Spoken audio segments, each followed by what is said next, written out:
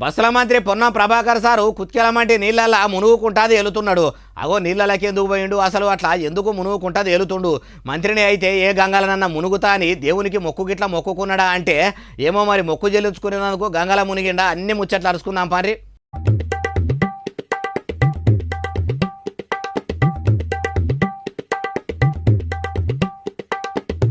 అగో జంజాలు చేసుకున్న జంగమయ్యలు అయ్యవార్ల నడమల పియ్యి నిండా బట్టలు వేసుకొని నీళ్ళల్లో నిలబడి బుడుబుంగ లెక్క మునుక్కుంటా తేలుతున్నాడు చూసిండ్రా. ఆయనే బస్సుల మంత్రి పొన్నం ప్రభాకర్ సారు. మరి ఏడ ఇట్లా తడిబట్ట తానాలు చేస్తుండు, ఏమన్నా మొక్కు ఉన్నదా అంటే ఏమో కానీ తెలంగాణ గుండెకాయ హైదరాబాదు పట్టణంలో ఉన్న జూబ్లీ హిల్స్లో వెంకటేశ్వర స్వాముల వారి బ్రహ్మోత్సవాలు అవుతుంటే అవి ఆడికి పోయిండట. అయ్యవార్లందరూ చక్రతానం చేస్తుంటే వాళ్ళతోని కూడా గుండములకు దిగి పొన్నం సారు కూడా తానం చేసిండట. అయ్యవార్లు వేద మంత్రాలు చదువుతుంటే మంత్రి గారు మంచిగా గుండంలో మునకలేసిండట. అటెనక సిక్కి పొడి బట్టలు కట్టుకొని గుళ్ళెకు పోయి స్పెషల్ పూజలు చేసి స్వామివారి దీవెనార్తి తీసుకున్నాడట.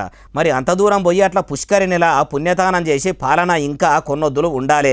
గాంధీల చేతి కింద ఉండి మేము ఇట్లా చేయిపాటిని నడిపియాలి.